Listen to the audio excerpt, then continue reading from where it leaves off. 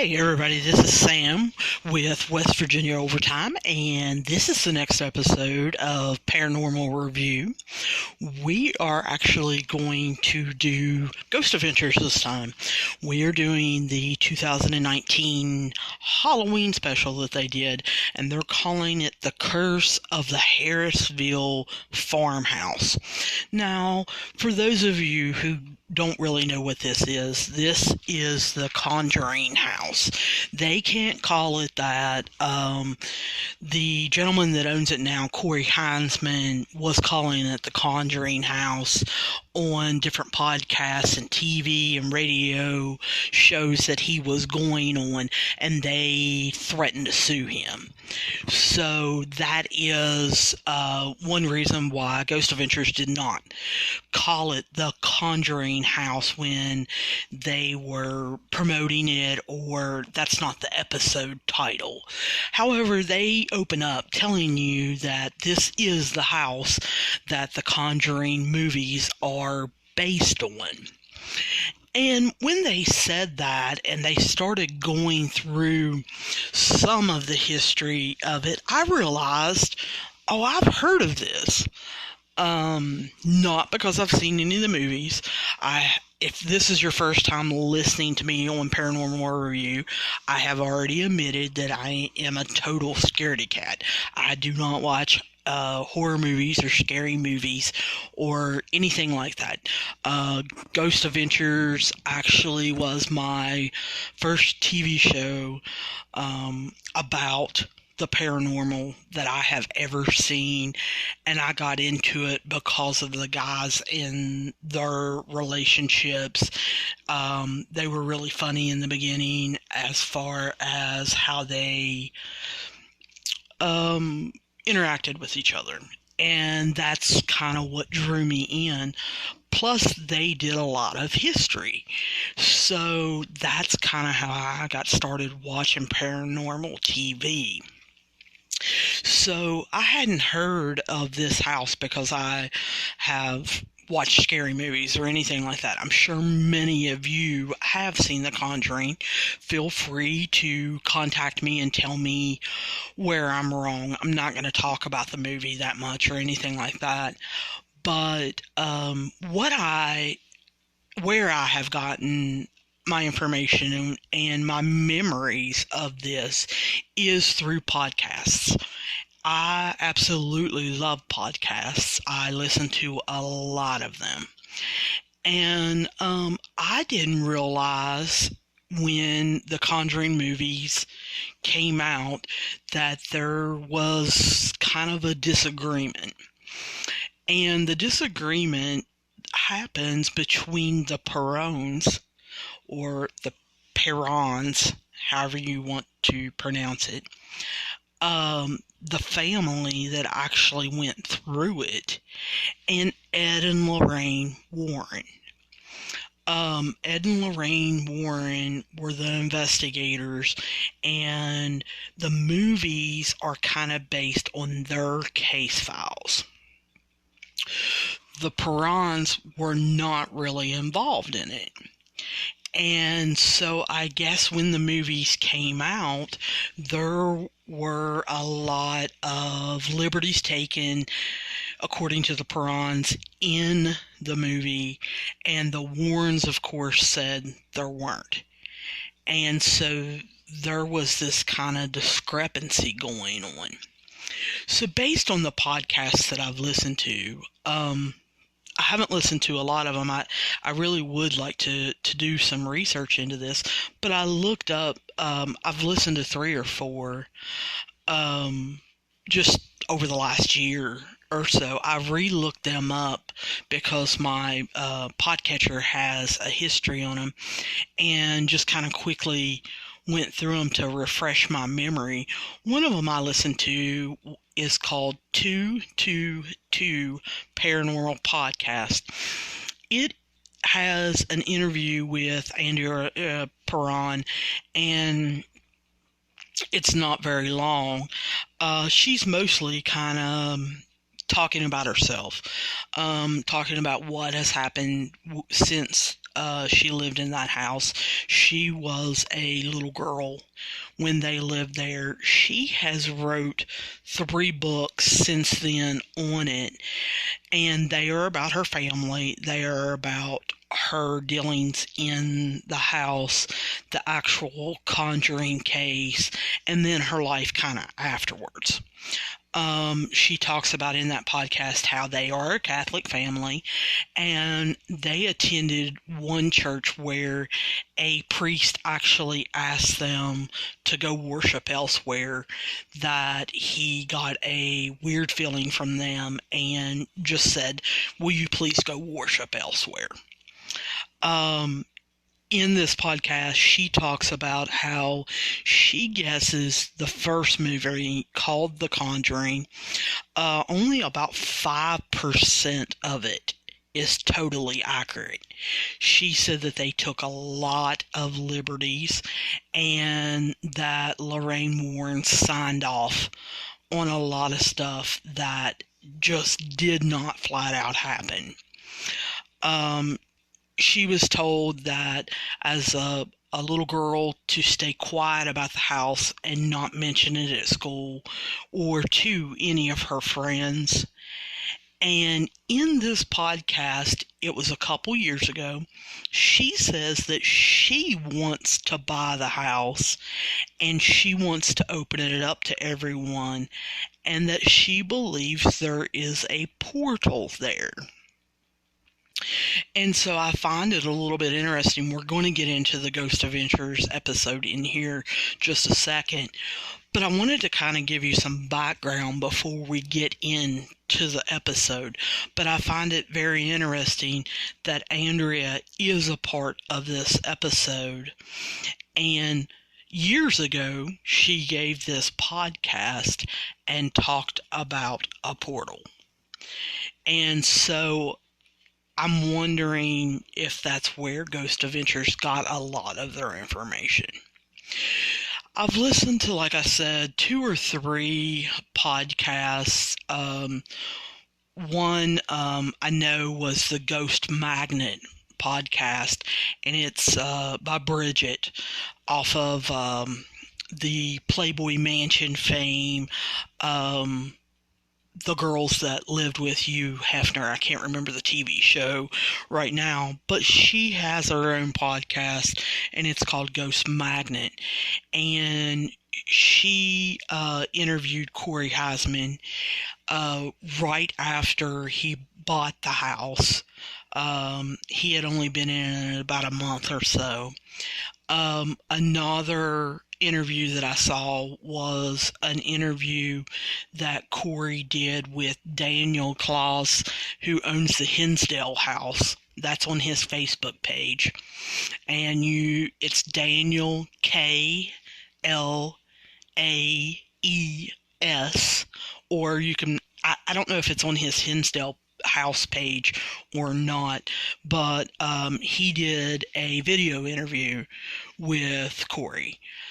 And I'm just going to kind of quickly go over the details of that, because they didn't show Cory that much, and he didn't give a lot of the background and the history of the house as he knew it, which was kind of shocking to me, that he didn't do that. Usually Ghost Adventures interviews who owns the house about their experiences. And in this episode, they brought Andrea Perron in, and Carl and Keith Johnson, and kind of relied on them a little more. I was shocked that Ghost Adventures didn't go into town and research or do any kind of fact-finding. They talked to Cory's friend Bill Brooks, but did not talk to anyone in town. And so that was just kind of shocking to me. So Cory bought this house in July of 2019, and he's kind of started giving interviews in August of 2019. He wanted to kind of be in the house and get a feeling for it before he started giving interviews and talking to people and really publicizing it. He also was almost immediately reached out to by someone contacted him from Ghost Adventures. No, it was not Zach, Aaron, Billy, or Jay. It was someone with their production team as soon as they saw that he had bought it, and they wanted to set up an investigation, and they had to get the logistics right and everything. He talked about how because they were actually the first ones to reach out to him, that's why he agreed for Ghost Adventures to actually come there. He didn't, pick anyone. It was just that they were the first ones to actually reach out. And so through Daniel's interview and Bridget's interview, he kind of talks. He's a retired Marine, and he met and married his high school sweetheart. They have 2 kids, and he has been a paranormal investigator for quite a while, and that's one of the things that kind of piqued his interest in order to buy this particular house. When they interviewed him, like I said, he had only owned the house about a month. And when you think of it, it's October of 2019 right now. So really, he's only owned the house about 3 months as is. But he said, that after owning the house a month, that yes, they had started experiencing some things. And he was asked, had he ever experienced anything paranormal before moving to this house? And he answered yes, and that's where it came out that he was a paranormal investigator. His first experience was as a Marine. They were on an old battlefield. He did not say where, but they were doing some training. And he experienced getting woke up by musket fire on this old Civil War battlefield. And he said there were a lot of Marines in his unit that actually were woke up by this. They all heard the same thing. And before this, he had never experienced the paranormal and never really had an interest in it. So after he did this, he went on his first ghost investigation to Rolling Hills Asylum that's up in New York. And there he saw shadow figures and he heard door slams. And after that, his wife went with him. And after that, he and his wife went sporadically. And then they started trying to go somewhere every month to 6 weeks. Until he, found out about the house being on the market and decided that they were going to buy it. Since then, they haven't been on any paranormal investigations. But he talked about how he had been to Whaley House, he's been to Bobby Mackey's, he's been to Penhurst, and he talked about how expensive it got to go to these places to do ghost investigations, either with his team or, just in a group or whatever. And yes, I said he belongs to a paranormal team. He has belonged to 2 of them in the past. The one that he currently is involved in is they call themselves the Misfit Toy Team. After the Rudolph the Reindeer TV show about the island of misfit toys, they feel that they are the Misfit Toy Team. He used the words, and I quote, that they were a ragtag paranormal team. Now, before that, though, he belonged to Maine Paranormal, and it is a TAPS-based team. So he is familiar with the Jason Hall's, Grant Wilson, formulatic process protocol way of investigating. And that kind of shocks me because they, go about it in a certain way. And we talked about that in the first podcast of Paranormal Review with the history of TAPS and Ghost Hunters and Ghost Nation, what their process and protocol actually is in order to investigate a house. And that's not Ghost Adventures. So it really shocked me to hear this and go back through this, that he chose them to do it first. I'm going to be interested in watching over the next year and a half, 2 years, if Ghost Hunters or Ghost Nation go and investigate this location, and they do it in a different way. But in his interviews, he talked about how he actually did research. And that's the reason why I'm shocked that Ghost Adventures didn't talk to him about the history. He found out through going through the county clerk's office and the courthouse that the house was actually deeded in 1680. But it wasn't actually finished until 1736. And it didn't become famous and get on the radar until 1971, when Lorraine and Ed Warren kind of came into the picture and started kind of publicizing their findings and everything. He talked about how there were 8 generations of the same family, which is the Arnolds, that is talked about in the Ghost Adventure episode, had lived in the home before it was sold to the Perrons.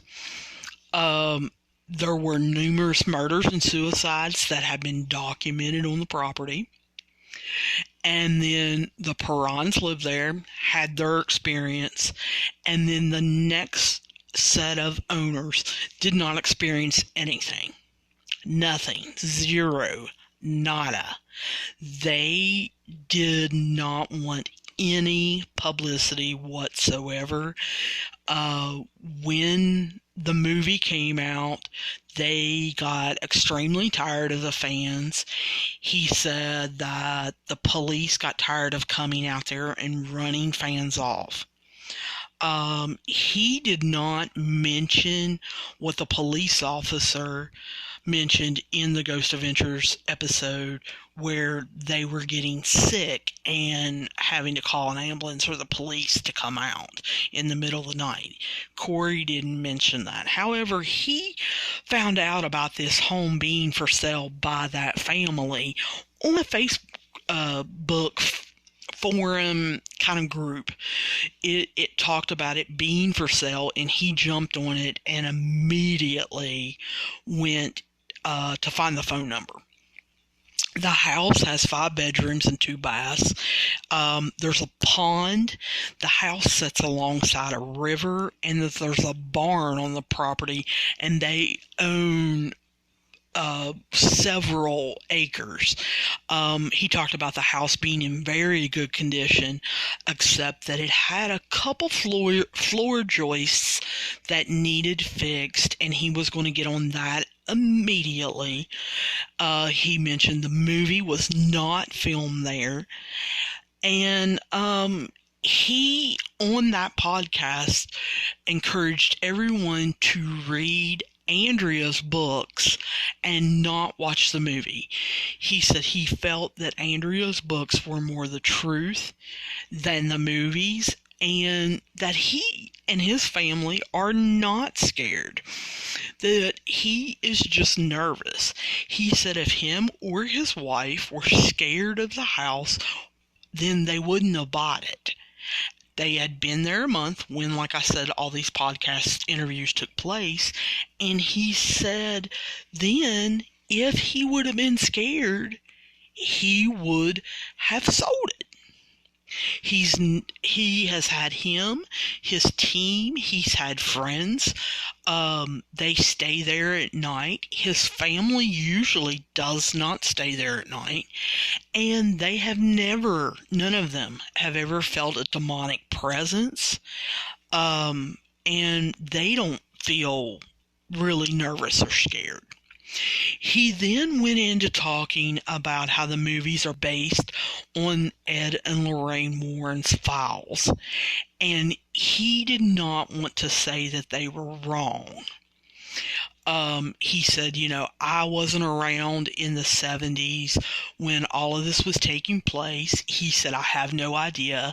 He obviously could not talk to Ed or Lorraine Warren because both have passed, and he has been in contact with Andrea Perron. He said that Andrea and Roger have visited the house.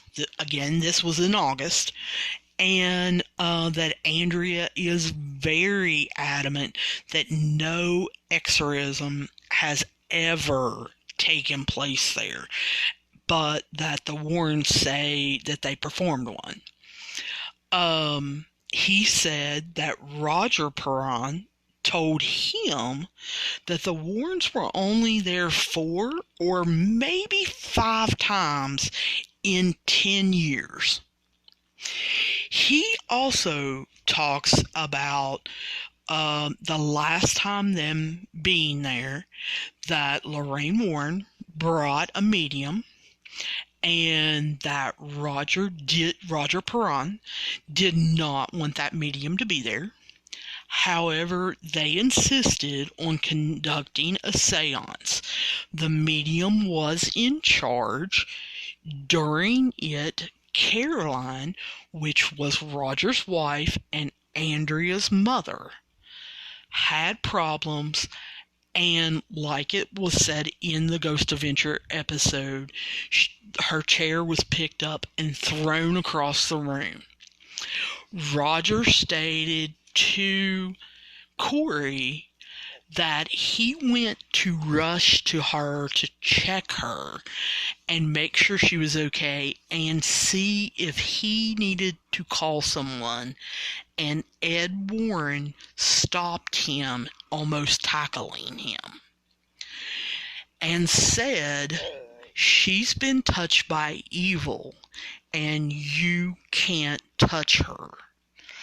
And he supposedly then shoved Ed Warren and hit him. He went and checked on his wife, made sure she was okay, and then immediately kicked kicked Ed and Lorraine Warren out. And as he was kicking them out, he walked outside with them and told them they were never to come back. And so Ed and Lorraine Warren were never back in the house after that. And Roger Perron says that he was never in contact with them after that. Now, Cory also in these podcasts talks about how he has invited Carl and Keith Johnson back into the home and allowed them to do walkthroughs. You saw them tonight on Ghost Adventures on the episode. He says in those interviews, Carl and Keith, this was their first case, and that they were 17 years old at the time, and they stayed on the Perron case the whole entire time.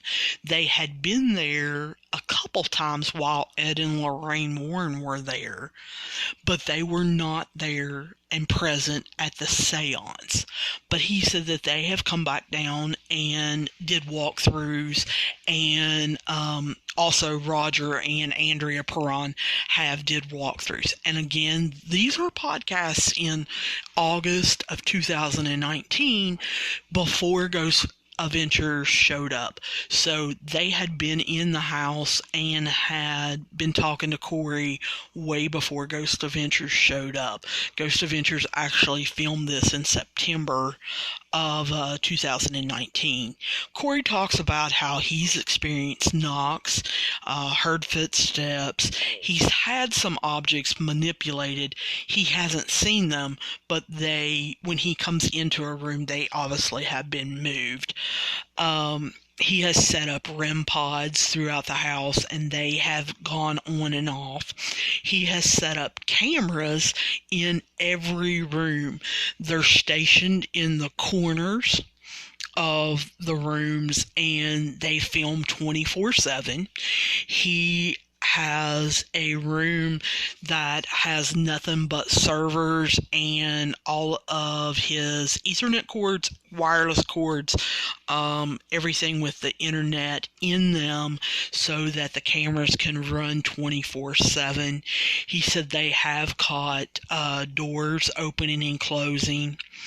So I'm a little shocked that with him having so many cameras up, I mean, it's not just, he talks about how it's not just one camera per room, and how this is, it's all recorded and they go through it. He has friends, he has members of his paranormal team going through it so that they could catch stuff. So I can't believe none of this was told or shown on the Ghost Adventures episode. He talks about how he's gotten a few EVPs, but that he had sent them away to be cleaned up. He could not tell what they were saying.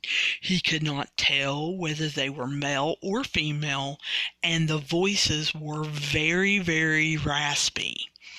He said on his cameras that he does catch orbs, but he expects them and pretty much totally rules any orbs out because of it's an old house and there's dust all over the place from renovations and from it just being old.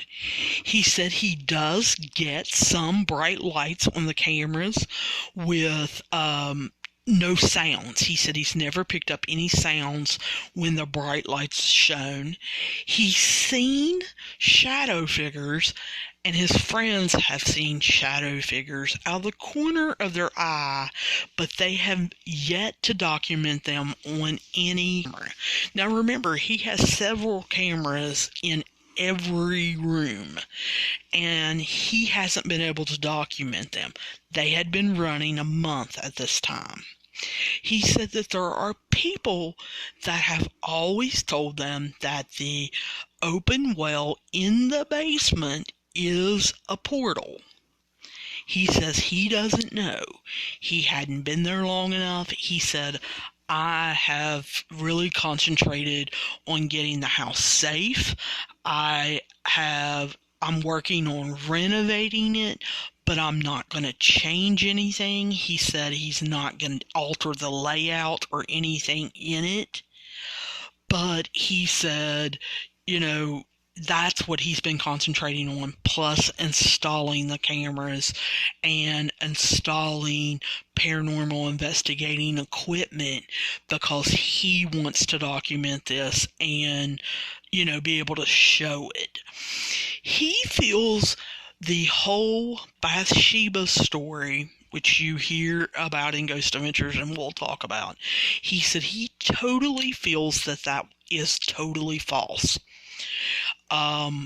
Lorraine Warren said that Bathsheba was a witch. He investigated this and found that the actual Bathsheba, like it was said in the Ghost Adventures episode, lived away from the house. She never lived in the house or anything.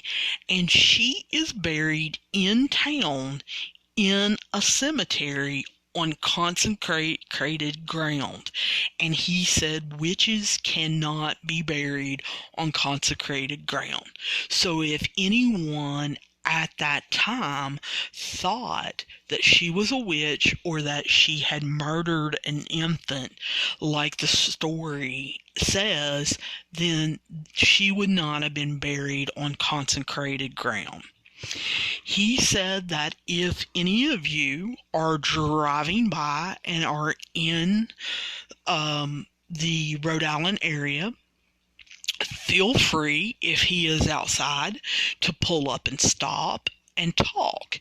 He said he doesn't care to talk about the house at all. He just asked that if they are not outside, that you do not come up and knock on the door or anything, because they may be having family time, or he may be in the middle of doing an experiment or an investigation and you may interrupt it. He also talks about how people are stopping in the middle of the road to take pictures, and he asks that people do not do that. Please do not stop in the middle of the road, because he said that several people have almost gotten hit from cars coming around the curb, and that it is now in front of city council to see if he can get it zoned for city council to open it up for investigators. He says on these podcasts that were taped in August that he hopes to have that done by November. Now, I checked his Facebook website, which is called The Farm on Round Top Road. It is not open yet for investigators, but he is working on it and hopes to have it open soon. Every interview that I've heard him do so far, he has talked about opening it up to paranormal investigators and trying to open it up cheap so that anybody can come and investigate it and not have to pay an exorbitant amount or an expensive amount like some of these other famous places have.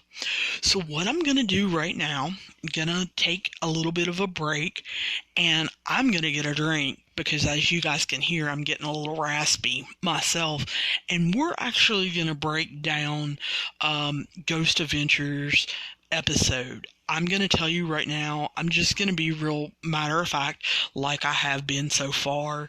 I'm not going to go extremely into detail. I'm not like some other podcasts either. I'm not going to make fun of Ghost Adventures.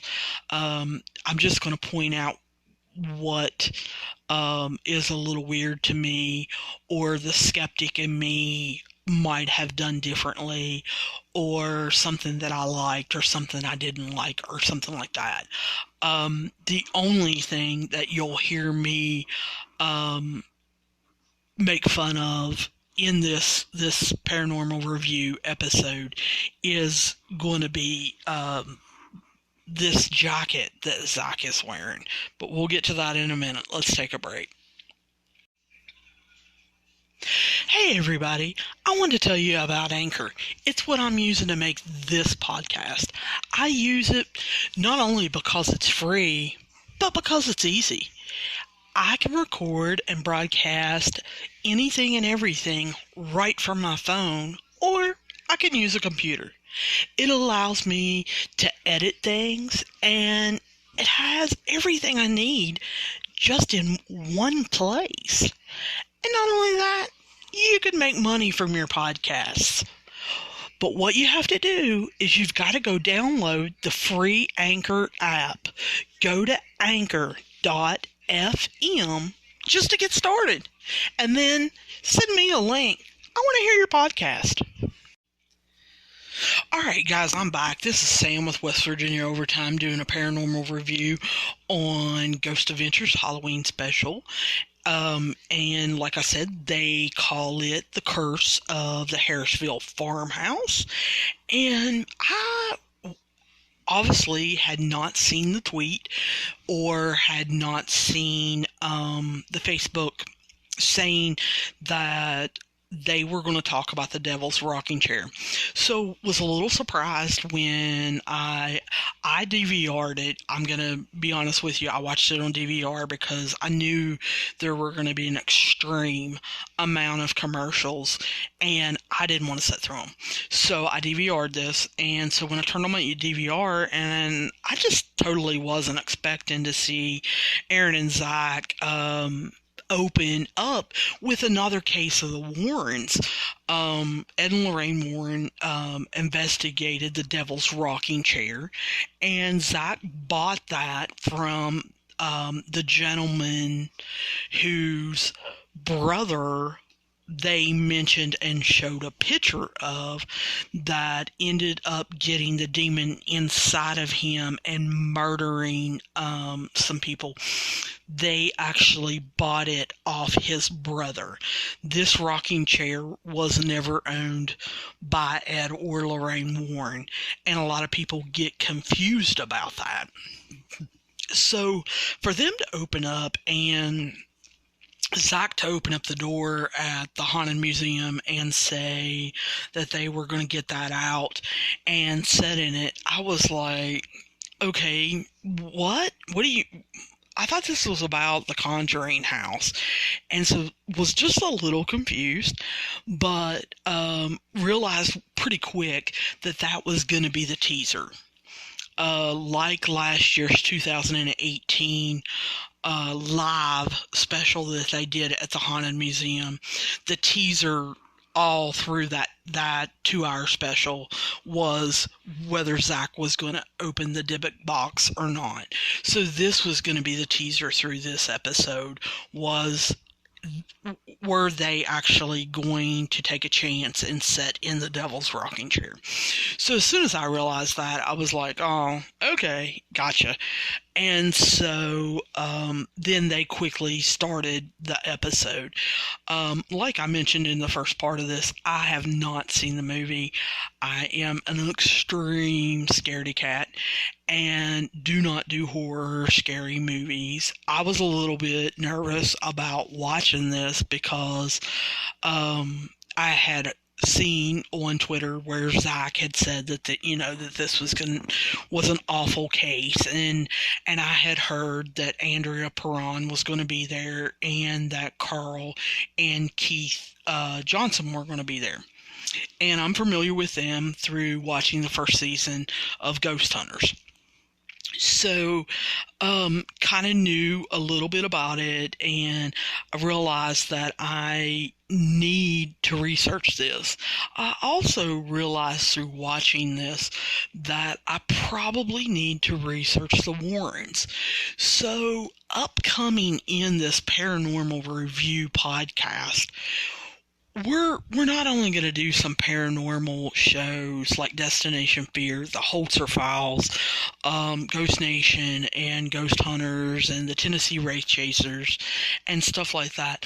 I think I'm going to eventually maybe get into the Warrens and some of their cases, because I find it extremely interesting that there's really two sides of this, as far as are the Warrens hoaxes and do they make up stuff, and then are they legitimate and are they real, and with Hans Holzer, are they like the paranormal pioneers, and did they kind of start this whole thing? So the skeptic in me kind of wants to find a little bit more about that. So Ghost Adventure starts off, and Zach starts saying, in 2013, the Conjuring movie was made, and it was about the Perron family, and that things were, added for effect, and things happened, and and he talks about how this is in Rhode Island and that it's a 300-year-old house and property. He goes into the Arnolds and everything that we talked about in the first segment before we went on break. He talks about a lot of the tragedies as far as the murders and suicides and all of that. And I'm not going to go into all that. Like I said, we went into that in the first segment before I had to take a break. So gonna kind of let that go. But then you see GAC, the Ghost Adventurers crew. They come walking out.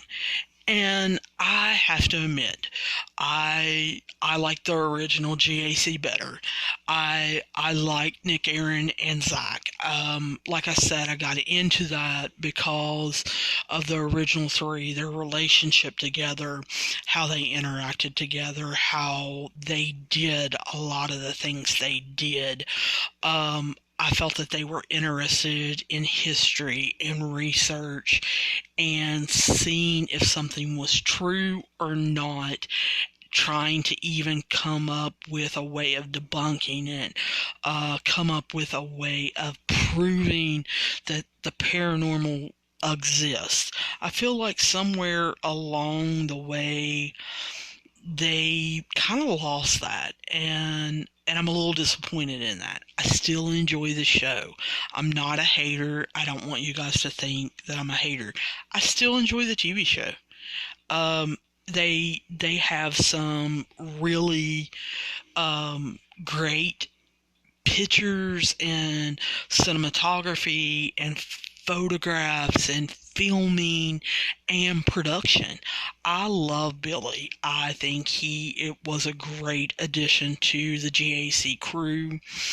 And so I have always felt like he is real. He is semi-normal, and that he doesn't blow things out of proportion, that he's kind of the leveling factor. I feel like Aaron can get a little bit dramatic. That's his personality, though. Aaron is the funny man. He a lot of times makes a joke or is funny when he's scared or nervous or something like that. Jay, I'm sorry for all you Jay fans out there that are listening to this. I am not a Jay fan. I think Jay is weird and he is creepy. And this episode only proves that more and more to me. So I really liked, them walking out and kind of talking and, kind of giving us the feel of the property of the house, the history, and everything. But the thought ran through my mind, did they all have to be in black? I mean, from head to toe, all four of them in black. And I was like, come on, we're going a little overboard. Can we dress a little bit more natural? Or can we dress a little more normal? When I see pictures of Aaron and Billy, they are in t-shirts constantly. So I want them, if they want to wear black t-shirts, hey, cool, whatever. But I want them in normal clothes, and I don't want it, this to be something for TV. And then I took a look at Zach and I was like, what are you wearing?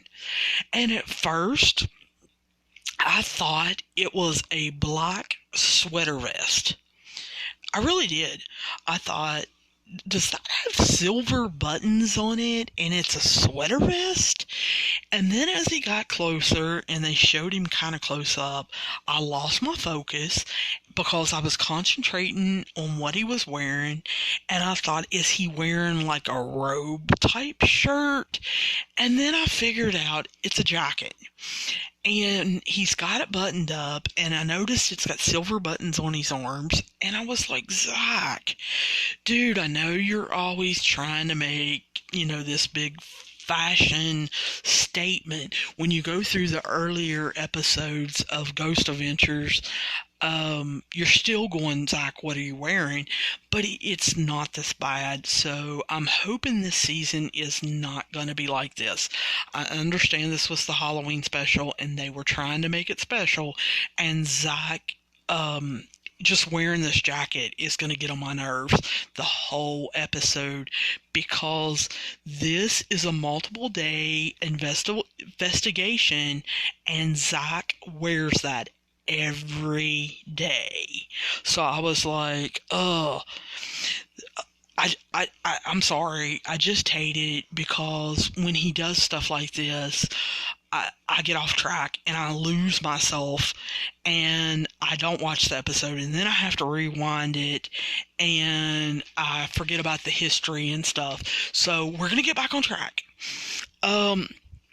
We meet Cory and Jennifer Heisman, and they talk about going through the process of buying the house, and that their son saw a black mass and how he had to go elsewhere and stay for about 2 weeks. That we meet Bill Brock, and he talks about seeing this black mist kind of appear, and that he was a skeptic, but now he's not real sure. We meet Lieutenant Carlo, and he talks about having to come out to the area after the movie. And then somebody talks Kyler Hansen, which is the son, into coming out and talking. And basically all he does is verify, yeah, I saw this black shadow and it bothered me because I didn't know what it was, and I just wanted to go back home. And I was like, okay, that was short and very quick. And I was thinking, we have 2 hours. Let's slow this down a little bit. Why are we not interviewing these people more? And then I thought, well, they'll bring them back, because, that's one of Ghost Adventures' tactics, is they bring them back later, maybe in the investigation, or they talk to them a little more. Because we have Andrea Perron show up, and that she tells us that, she's wrote books, and like I said in the first segment, she's wrote 3 books. She's a lecturer. She's at different conventions and talks about things. And she got on my nerves just a little bit in the beginning, because she sucks up to Zach and talks about how he's brought millions of people to the paranormal. And while that may be true, I wish she wouldn't have done it just to Zach. Aaron's there also. And Aaron's been there, since the beginning. And if Zach has brought millions to the paranormal, guess what? Aaron has to. And so Aaron deserves some credit. Also, Nick Groff. But I wish she would have mentioned Billy and Jay and Aaron, because they're standing there, that it was all of them that have really opened this TV show up and gotten people to start watching. So she got on my nerves just a little bit, sucking up. Then she kind of goes into her dig, almost at Ed and Lorraine Warren, and talks about how 40 years after the fact, which would have been in the 2010s, she doesn't mention, what year, that Lorraine Warren actually told her that they were in over their heads and that they didn't even know it. And I think that's a really telling thing, that she says Lorraine has said that. I'm interested to see what Ed and Lorraine's daughter says, or their son-in-law Tony Spare says about this, or even their nephew John Zaffis says about this. because Ed and Lorraine have passed and, they're not able to defend themselves. She talks a little bit about how her mother almost died because Lorraine brought the medium in, and then she kind of immediately wants to go into where the seance happened, and she kind of mentions kind of quickly that her dad kicked the Warrens out, but doesn't really go into it. Or maybe she did go into it and they cut that part out. I don't know. I think the thing that I noticed here was Zach puts on a mask. Now, I know in the first segment that I talked about, Cory Heisman said that the house was a little dusty and he was talking about orbs and everything. And I know Zach has asthma, but I was a little shocked that Cory has owned this house for about 3 or 4 months and that it's still so dusty that Zach has to put on a mask. So I was a little like, Zach, are you sure? But he did put on a mask. Seems like you can hear him a little bit better in these masks. So hopefully they've learned to mic him a little better when he has the mask on, or he's got a different type of masks, since this is the start of their new season. Andrea goes into telling them the Bathsheba story, and that she had lived from 1812 to 1885, and Andrea says that she believes that Bathsheba does have something to do with the problems that they have in this house. And the thing that I kept thinking the whole entire time that they're in this seance room talking to Andrea is, why are the lights not on? You're interviewing somebody. You're not in the middle of an investigation. Why are the lights not on? I just feel like that's something that you would do. You walk in a room, you turn on the light, and would kind of give us a nice picture of the room. You notice in this episode, they really don't have the lights on at all, and there's electricity in the house. And so I was a little, not confused, but I guess a little irritated. I wanted to be able to see the house. I wanted to see what a 300-year-old house kind of looks like. I'll admit to you, because I knew that there were cameras there that Cory had put up, I can't imagine him going and taking all of these cameras down. So I wanted the lights on, so I wanted to be able to see Cory's cameras. I was shocked that Ghost Adventures didn't mention them. I'm shocked that Ghost Adventures didn't use them. But just really weird. And then, Andrea changes, and Zach starts the first of his feelings. And I was just like, okay, you feel cold. And I was surprised that he immediately asked for an EMF detector. And he documented the changes by the staircase by placing the EMF detector, up against the wall, and documenting that it was, right around 1.5, and then moving it out and it going up and things like that. Now, what I wanted him to do is stop. I wanted the lights to be on, and I wanted him to investigate there. Because what I wanted to know, is there a camera there that was causing that EMF fluctuation?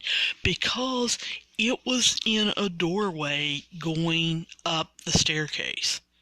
So did Cory have wires running or a camera there to document going up the staircase or into the seance room that they were in.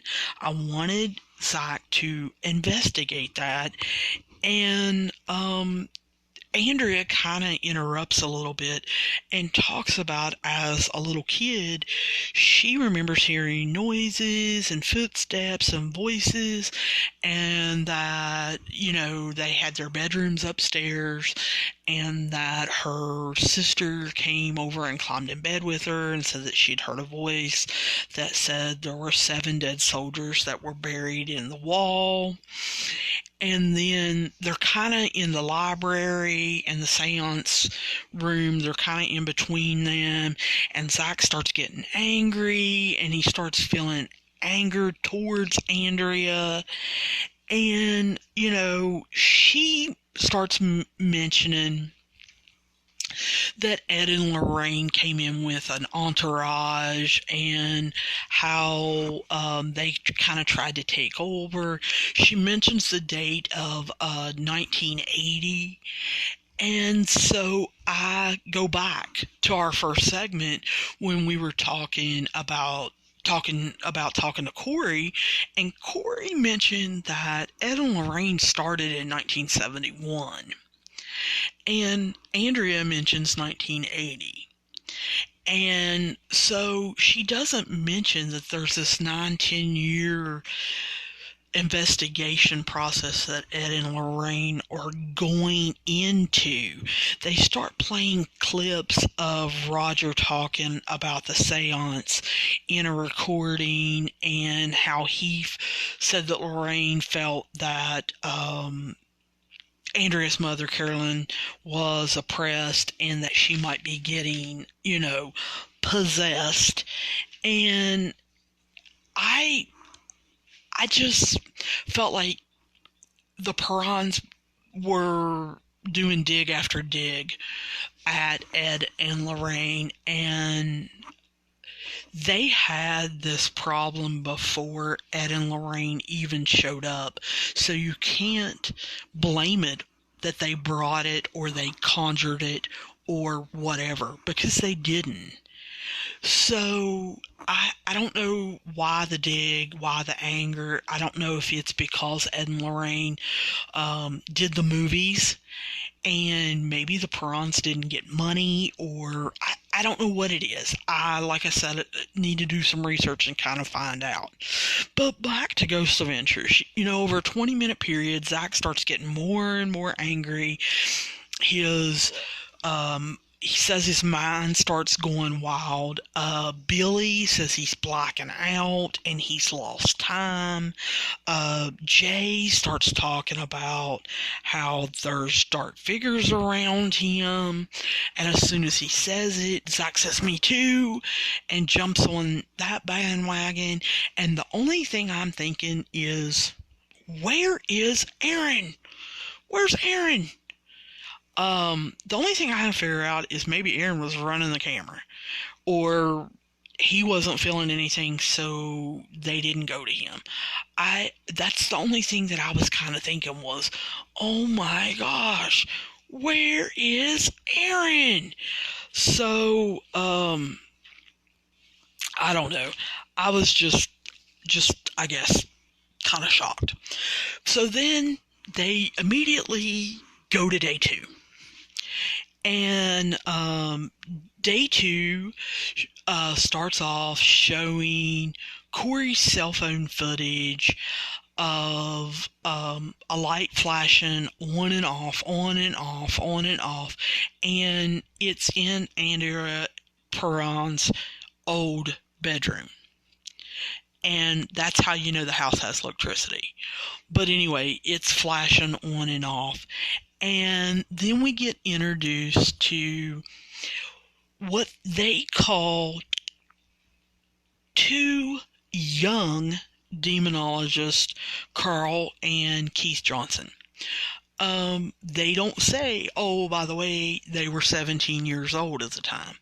They just say that it was 46 years ago in 1973 that they were kind of brought in, and that when they came in the house for the first time, they had a lot of magnetic kind of electric feelings, and that Carl saw black mass, and that Keith said Jesus one time, and the window slammed, and they're talking to them and kind of getting to know them or whatever.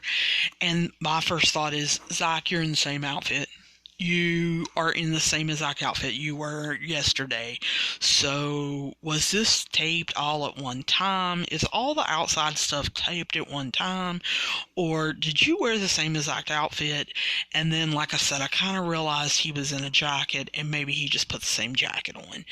But they start showing them walk up there, and they do that drone shot, and I think that's really cool of them walking and seeing them. And of course you see that all of them are in black, and they see this black mass in the screen enclosure of the porch, and that Carl and Zach both see it. And Carl and Zach both kind of get the same idea. We need to start investigating. We're not going to do a walkthrough. We're not going to talk to them. We're not going to get their story. We don't want to hear their history or anything. Let's just start investigating.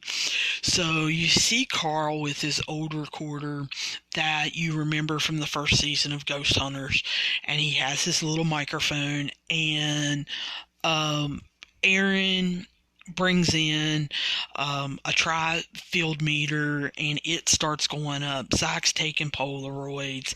They go upstairs, and Zach starts feeling cold chills.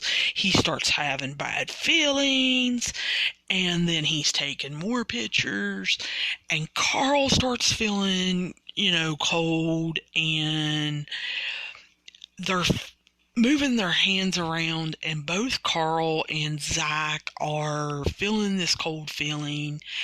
And I don't know what it was, but that scene, and I use the word scene on purpose, I felt like that wasn't real. And I don't know why. I don't know if it's because I'm a skeptic. I don't know because it's a TV show.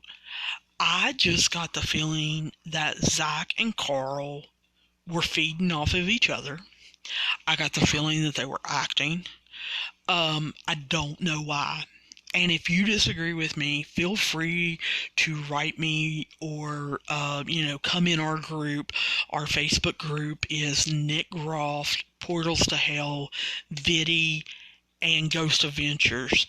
That's the name of it. Feel free to come in there and discuss it with us.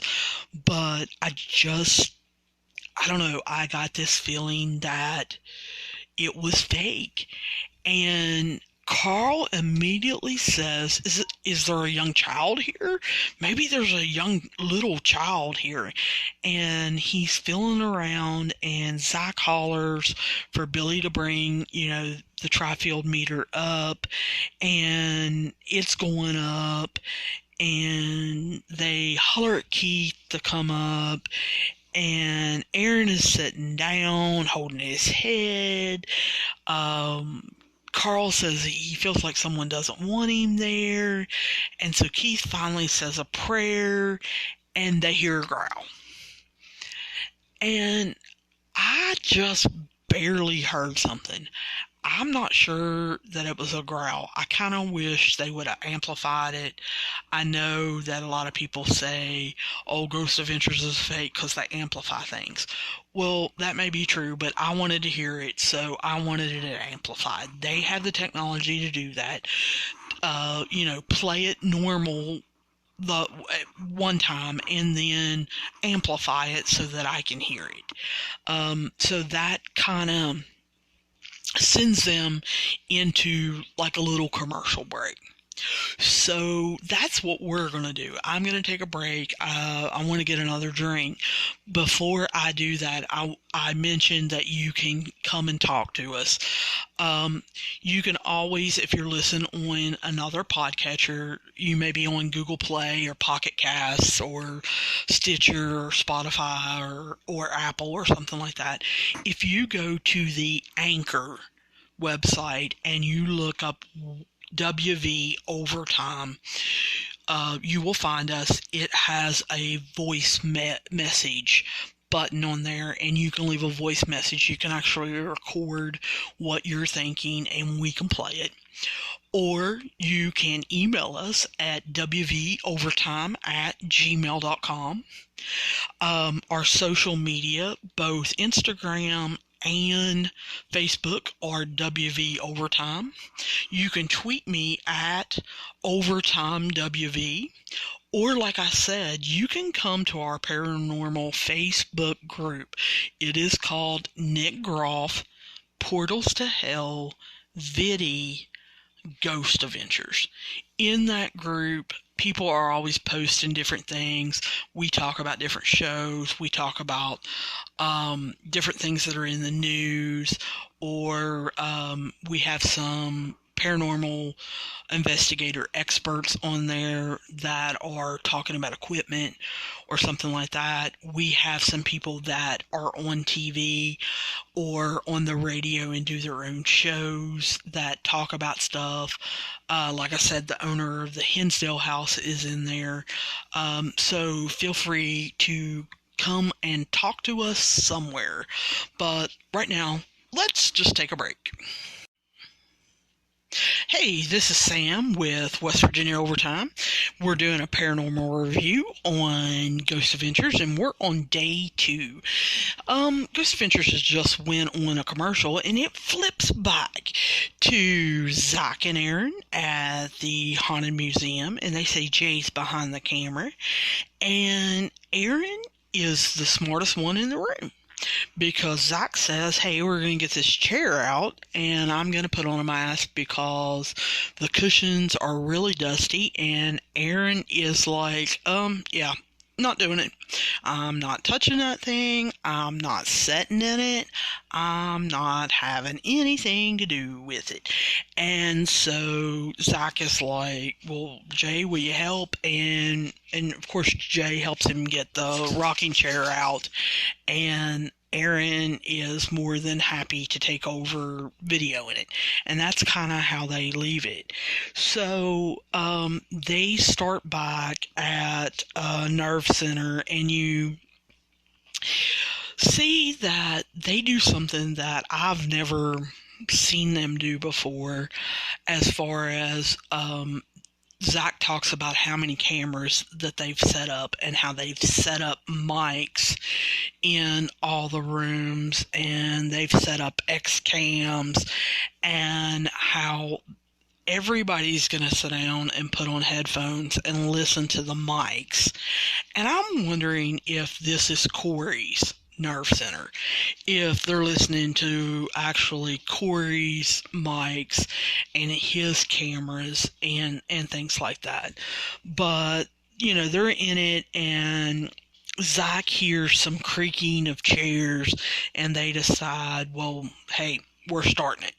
So they immediately start investigating, and Zach wants to do a spirit box session throughout the house. They don't get any voices. I am very thankful that they did not show very much of that spirit box. I hate it. Now, people that I've heard that actually go on investigations have said that they enjoy the spirit box. Every TV show that has one that does the was that a good impression? But they do that. It drives me insane. I don't know how you can sit and listen to that. So I really like the boxes that do not have a lot of the crackling and stuff.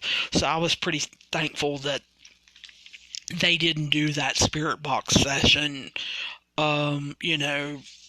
too long. So then you see Billy doing the camera session that he does in the kitchen, and he catches a black mass coming in front of him, and they kind of break that down. They slow-mo it and everything, and I'm not sure what that was. I know some of you out there can probably debunk that or maybe think what that was, but I'm not sure what that could have been. I really wish they would have taken a little bit more time with it, but no, they want to start. They send Carl and Aaron into the basement, and Billy and Zach go upstairs with the SLS camera. Now, I'm going to tell you, and I'm going to tell you every time, I hate the SLS camera. After I found out kind of what it was, that it was an Xbox Kinetic camera, and that it basically maps these figures up against any vertical. Well, let me rephrase that. It's not any vertical surface. It is the nearest vertical surface. I hate these things because I feel like you can't trust them. So it shows these two figures, in a doorway, and of course, one is on one doorway side, and the other one is on the other doorway side. And so I don't trust them. And so, Zach sits down, and these two figures pop up, and of course, Billy is getting this and wants Zach to immediately come see it. In the meantime, Carl and Aaron are downstairs. Carl notices there's water coming through the wall. Well, it's a 300-year-old house. And then he immediately goes over to where the well is and opens it up. He feels an emotional response, but doesn't, get any evidence of it or anything. You're going to find in this that they're going to have a lot of personal experiences and emotional responses, but not get a whole lot of evidence that they can break down or that they could even debunk. So as Carl is feeling, needles in his hand and everything after walking upstairs and meeting Zach, Zach starts feeling bad, and so Aaron and Carl go up and they sit at a table. And immediately Carl starts inviting things in, and wants something to show that it's there. And so you hear Zach say, well, everybody starts feeling it right then. Zach starts feeling worse. He then says something that I'm not sure all of you catch. And it was real enlightening, maybe, to me, because it's during a voiceover. It's not him actually saying something on camera. It's a voiceover. He says that on day one, when he was with Andrea, he felt something enter him. Well, that's funny because if you rewind it and watch day one with Andrea, he does not mention that. He does not say that. He does not act like that. But on day two, when he says he starts feeling bad, again, while they're standing there, they do not show him acting that way. They don't show him feeling or saying that something's entering him, but on the voiceover, he says that he felt something enter him when he was with Andrea, and that he's feeling kind of that way. He stomps his foot and he's leaning over. He says he starts feeling, something strong. Carl's being affected. Billy's starting to feel energy around him.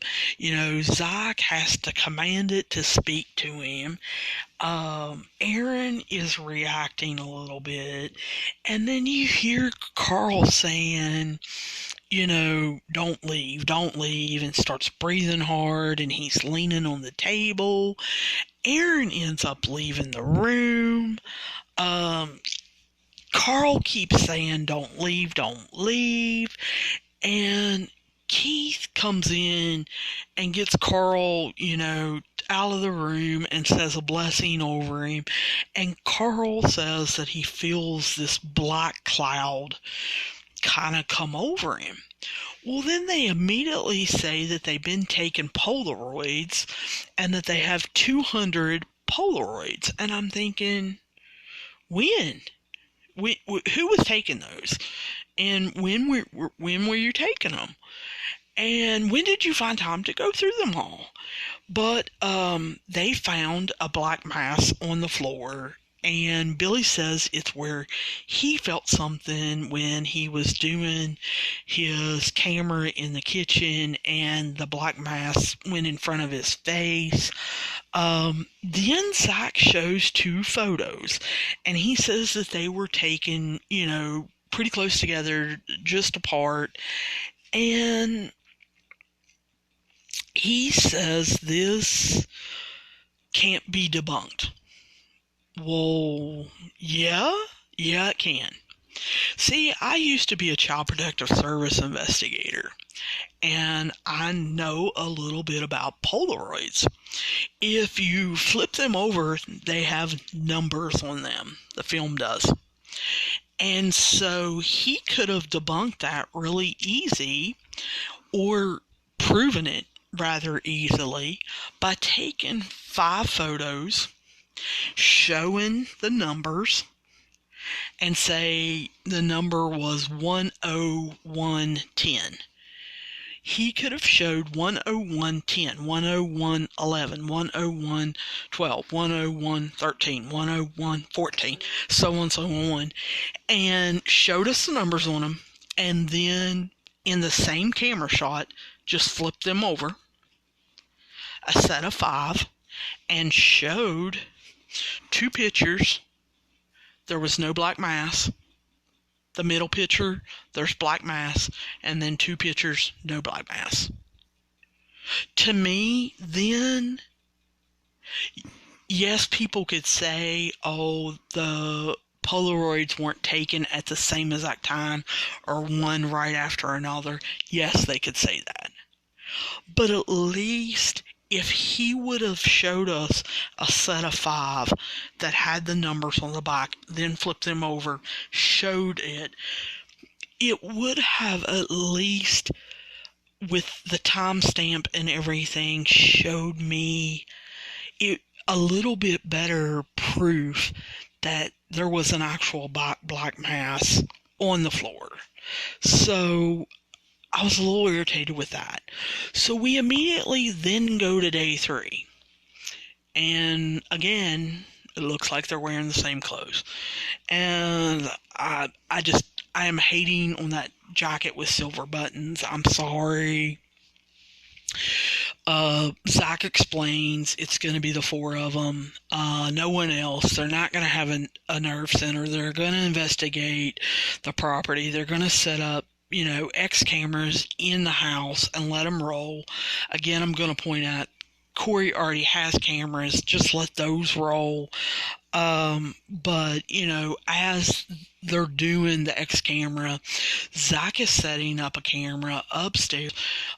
He doesn't have it rolling yet. He doesn't have, it set up, so there is no video of this. But, Zach feels like something is attacking him in his kidney area, so he starts hollering, and it's in the room that was flickering when Cory showed the cell phone footage, and then Zach immediately just starts feeling energized, and he's not hurting anymore, and he starts telling the entity that attacked him that they don't have permission to attack him or to touch him or to hurt him or anything. So he says that, and then immediately tells Billy, we'll go over there and you walk in the same area. Well, if I was Billy, I would been like, no one has permission to touch me. But I understand what they're trying to get is, does something else happen to Billy? So we see Billy walking across the hallway into the room, and then he immediately goes out of picture frame, so we can't see him. And so he starts hollering that he sees a black mass outside. He doesn't think it's an animal, and we hear this deep growl. So we hear, Zach immediately tell Jake, go outside, start filming, look around and see if you can find anything, because they all have to get their equipment, and they take a thermal camera, and they go to set up motion detector cameras.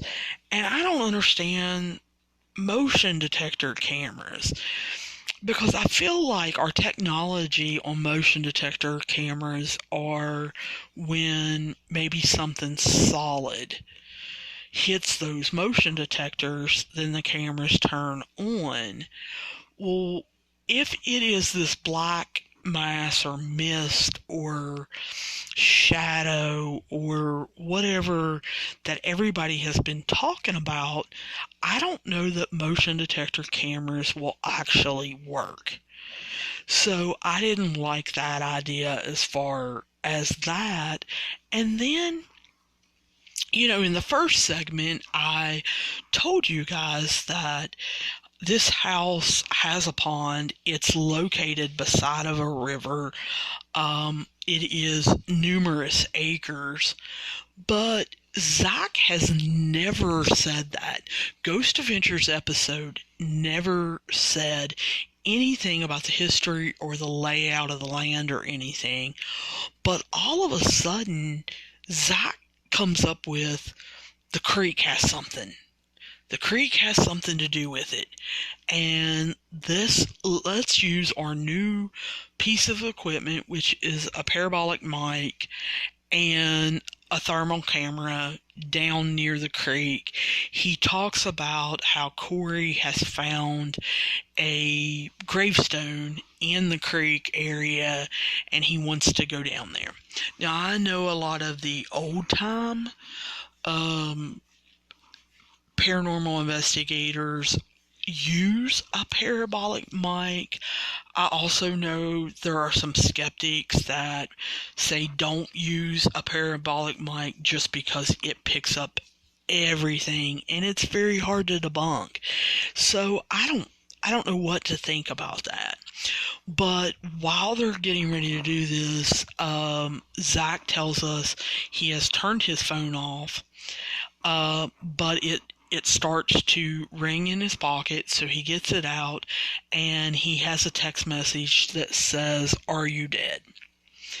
Now, he shows that twice on camera, and if you stop the tape, you can see below that there is another message.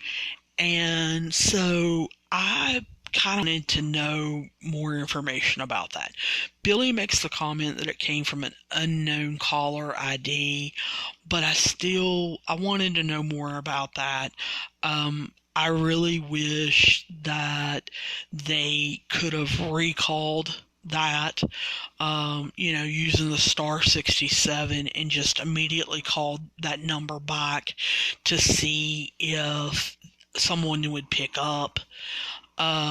I wanted them to do a phone search later on to see if there was any way they could get that number or anything like that. I wanted them to go along with that. Well, anyway, the parabolic mic, it picks up a voice, but, I didn't think that it was very clear. They say that it wasn't on camera. Zach starts using the binocular infrareds. He catches a light. Then he sees a black mass in the mirror, and a black mass in the windows. And he pans back and forth, and they do spend some time on that. The X cameras that were in that room, they say caught nothing. And then Aaron says, oh, it's in the library, which is one of the places that, has obviously been giving them problems. So they go to commercial. So they come back and they're at the Haunted Museum again, and it's just more teases.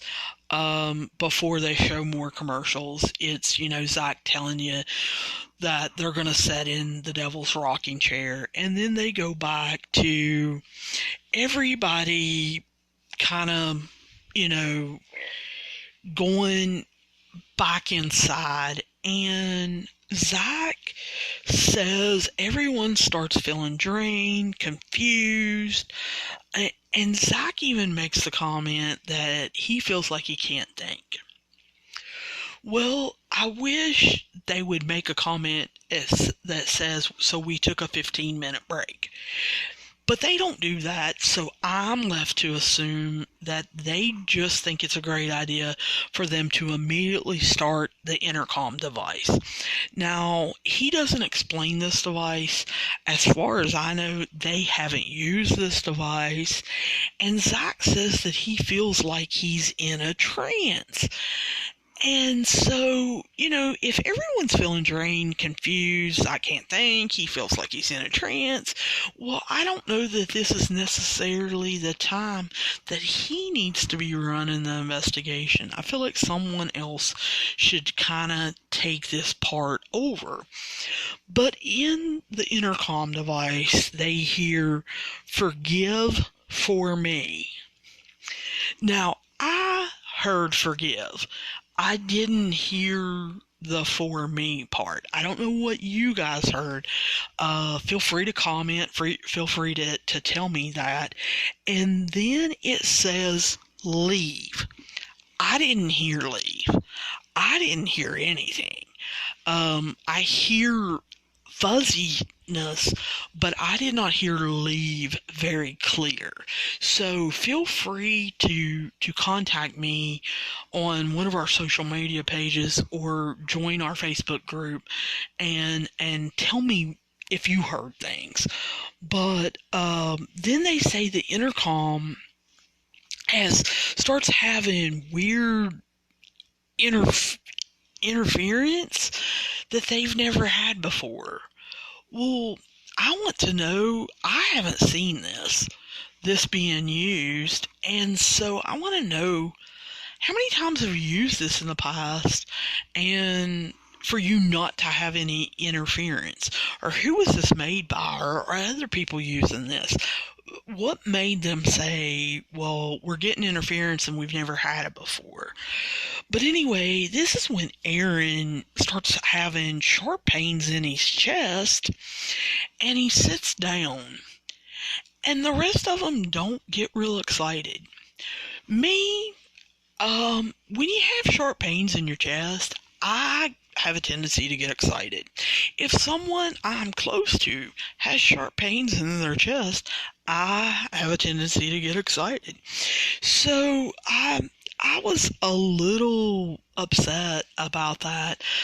Now, I know Aaron said that it was more in the bone, that he didn't feel like it was in his skin, but I still would have been a little bit concerned. Well, what does Zach do? Zach thinks this is the time to start provoking. his good friend is having sharp pains in his chest, so Zach immediately says, why don't you do something bigger? Now, I'm saying that in quotation marks, because that's what Zach says. Well, something bigger to me, and if I'm dead and a ghost or a demon or whatever, something bigger to me is, I'm already giving Aaron some sharp pains in his chest. Hey, why don't I kill him? Is that what Zach wanted done? Now, his second thing right after that is move something in the house.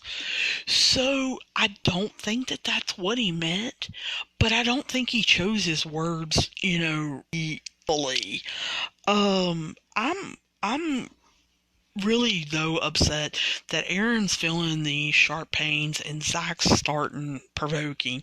Immediately, Zach starts seeing a dark shadow that went left to right. As he's looking, downstairs, the downstairs cameras actually pick up their going darkness. They didn't debunk this. They did not go outside to see if anything changed out there as far as the lighting or the motion cameras that they've set up. They didn't check to see if there was a car passing by or anything like that. Little disappointed in that. But after these sharp pains in his chest, Aaron immediately starts questioning, hey, this is getting risky. Exactly what are we trying to prove? Aaron says the comments that I've never heard him say. He says, I think this might be beyond us. And follows up with, if something's here, what are we going to do? And that's been the comment that a lot of people say about Ghost Adventures, is they're not really trained to get rid of things, to make things change, or anything. They've always been about trying to document stuff and prove that the paranormal actually exists. And so to see Aaron think and say, this is beyond us, really interested me. I was then kind of questioning myself, is this beyond them? Well, while I was thinking of that, Zach comes out with, oh, Jay wants to do a conjuring ritual. Well, guess what? That doesn't surprise me a bit. Because remember, I told you I'm not a Jay fan. I think he is weird. I think he is creepy. He is into the occult. He is into rituals. He's been reading, and he's been wanting to do this stuff for the last couple seasons of Ghost Adventures. And he has been pushing Zach more and more to dark places and to demons. And I don't like it. I couldn't believe that, number one, Jay wanted to do a conjuring ritual. And then Zach brings up, well, there's a family that lives here. Well, really? Sherlock? Really? You figured that one out? Well, Jay says, well, maybe we should talk to the family. So, Zach's next question is, well, can you close it? If you do the ritual, can you close it? Have you learned how to do that? And Jay's like, absolutely. So Zach calls Cory up, and it's like between 2 and 3 a.m. in the morning. So I'm wondering, has Jay thought of this before? Did Jay just think this up, or has Jay been preparing for this? Because I find it really convenient that, they call Cory, he doesn't sound asleep, he says, go for it, and Jay has all the stuff. Jay has the bowl, he has the stuff that he's going to do the ritual with, he has the salt, he has everything there and ready. So I have a funny feeling that this was planned. And I really wish they would have just came out and said that.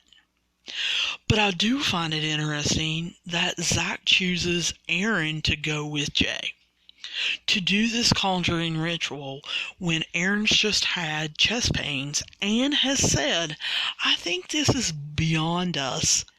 I think this is getting risky. Now, to everyone's benefit, I will listen to your argument that Aaron's a big boy and he could have said no.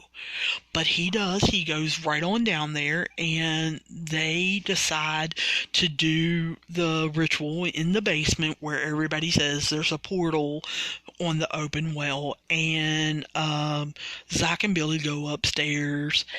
And so they hear the library camera picking up some dishes moving, but they don't really go in there to investigate or anything. Zach goes up to Andrea's old bedroom, and Billy sits down at the dining room table with his back to the kitchen. So we see Jay starting the ritual. They have obviously did salt circle as protection for this ritual. I know that from some fiction books that I have read. So if you are a person that does rituals or are a witch or anything like that, feel free to contact us and correct us or to tell us more about this ritual. But from what I understand is you do circles in order to protect yourself and say a ritual so that nothing can come into the circle to harm you. We're going to talk about this more in a minute. But anyway, Billy's temperature gauge starts climbing, and Zach's got the ovilus, and he's getting words like cellar, lasting, and blaze. So he feels that is connected to the ritual they're doing. Well, Zach's not down there, so exactly how does Zach know what they're doing? Now, it immediately pans to Jay and Aaron, who are lighting things on fire. But how does Zach know that? So, did they explain the ritual to Zach? Again, was this planned? So I'm a little confused, but then Billy starts hearing noises and voices in the kitchen. He starts hearing pacing in the seance room. Aaron, who's downstairs, hears this bang, and Billy says that he is frozen in fear. He feels like he can't get up. He doesn't want to search the house, but he eventually does get up. He finds Zach. Zach looks weird. Then we hear Billy start questioning things about, should we be doing this kind of stuff? And Zach says he doesn't feel real good. Billy says, I don't want to be in this room. And then Billy says that something takes 2 steps and lunges at him.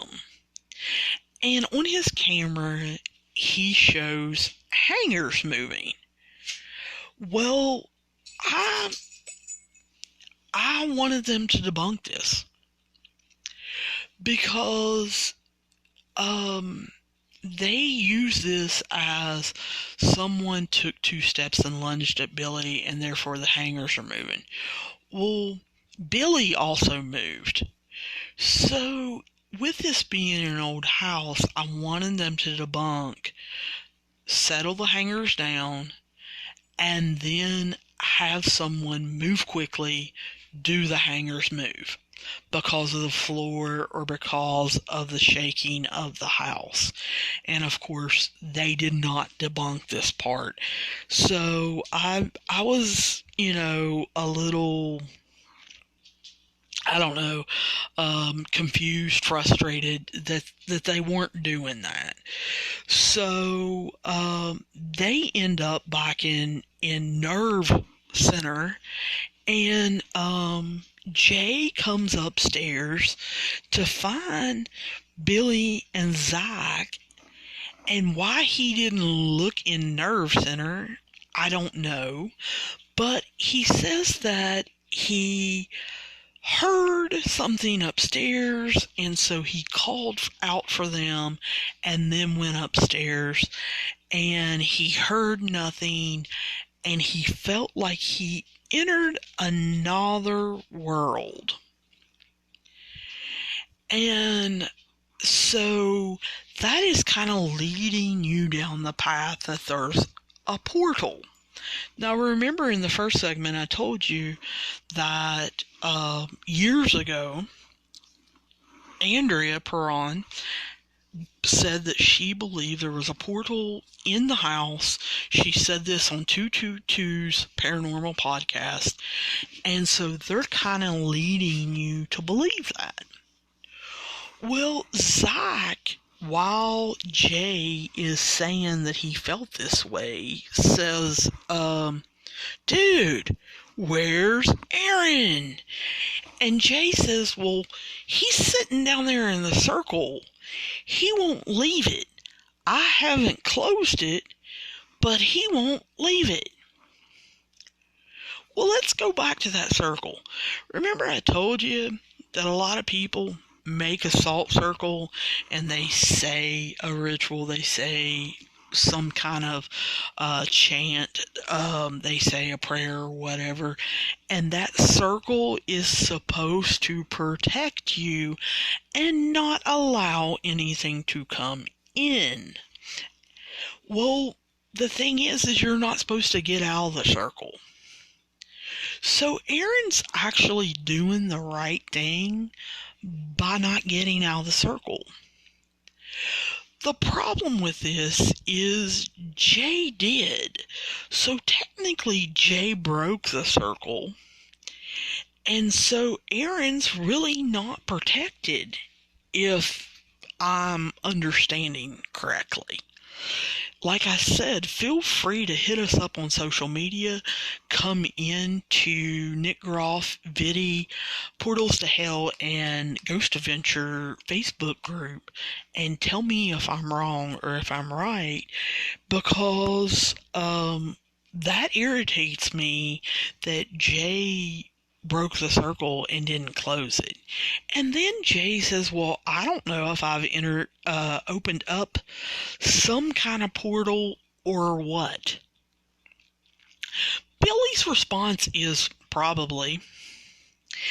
And Jay says, I feel like my reality isn't really reality. I don't know if I'm truly here or not. Well, Zach does the first smart thing that I've heard him do in a long time, and he says, Jay, go close that down. You need to go immediately downstairs. You need to close that down. He reassures us that they cleaned up and that Jay got all the ashes, and of course he took them outside on the property and buried them. And I don't know if that's what you're supposed to do or not. I don't know whether you're supposed to put them in water. I don't know if you're supposed to actually put them on the property where you did it, or you're supposed to take them somewhere else, or you're supposed to take them to a church, or you're supposed to bury them on consecrated ground. I don't know what you're supposed to do with them. I have no idea. But for some reason, that just hit me wrong, and I was just like, I don't get this. But at this time, they decided to end the episode with Jay burying and stuff, and them saying, they had some personal experiences, but they don't follow up with anybody. It doesn't show them talking to Cory and Jennifer the next day. It doesn't show them reviewing footage. It doesn't show them trying to debunk anything. Nothing. It immediately just kind of switches over to the Devil's Rocking Chair. And we see that they have the Devil's Rocking Chair out. Zach is explaining why he has the mask on, because it's dusty. And he's trying to pump himself up, as in, he keeps saying this over and over, I'm going to do this, I'm going to do this, I'm going to do this, I'm going to do this. Jay offers, hey, I'll do it. And Zach's like, no, I'm going to do this, I'm going to do this, I'm going to do this. And he sits down. And he says, I don't feel anything. And he sits there, and then he immediately jumps up out of there like he's been shot. And it makes sense, because Zach says that he feels like he got a jolt or some kind of shock in his back. He describes it to one of those buzzers that you put in your hand and you go to shake somebody's hand and it gives them a little jolt. He doesn't appear to be scared or anything like that. He appears to be shocked. And so he says, Jay, why don't you sit in it to kind of compare? So Jay sits down and he says, I'm feeling relaxed. I don't even want to get up. I'm starting to feel energized. I'm feeling really good. Which to me, and you can argue with me all you want, again, I'm going to say, I feel like Jay is weird and creepy, so of course he enjoys this rocking chair, but whatever. Zach is like, no, I want you to set up, and then I want you to get up and move, because I want to see if that rocking chair moves. So he does that, and Zach says, if you're a demon, if you're part of this rocking chair, move it. And of course the rocking chair's not moving, and Zach continues to provoke, and it doesn't move. And Jay says that he is still feeling weird, he's feeling jittery, but yet he still feels energized and a little overwhelmed. Zach says he, doesn't feel anything. So, they both say, hey, check our Twitter, and if we have any problems, you'll be the first to know. Well, it has now been 8 hours after they did that, and there is nothing on Twitter. So either they didn't want to update us and say nothing's going on, or something did happen and they haven't been able to update us. But there's nothing on Twitter at this moment. So let's kind of wrap this up, and I'm gonna say I enjoyed the scenery. I enjoyed seeing Andrea Perron. I had never seen her, and so I was interested in how she would act. I was glad to see Carl and Keith Johnson again. Wish they would have planned this a little better, had it set up maybe a little better, debunked some things a little better. overall, it's a typical Ghost Adventures investigation. They had a lot of personal experiences, which is what most ghost investigators or paranormal investigators will tell you that happens. I didn't feel like they got a lot of evidence. I didn't feel like they can truly say something is there. I think it needs more time. I'm hoping Cory keeps up the cameras and keeps people updated. Hope he gets it open to investigators and it can really become a research place and we can see if there is something truly there or if something truly what maybe was there and has now moved on.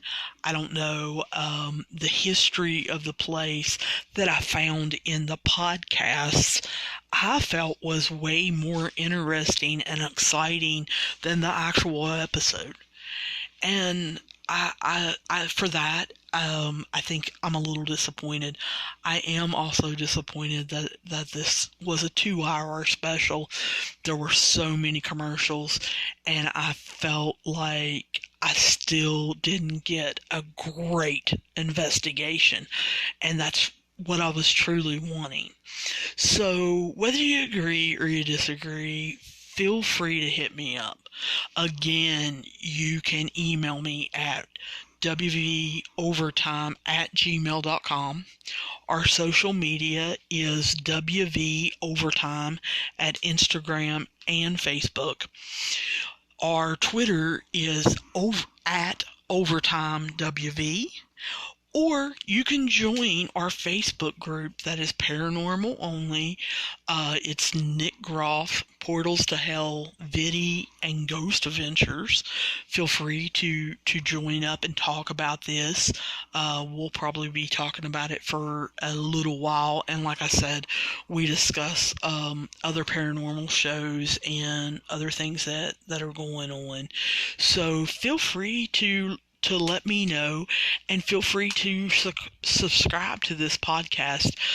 We are going to continue with this paranormal review series, but we also have some other topics, such as we deal with middle school and high school sports.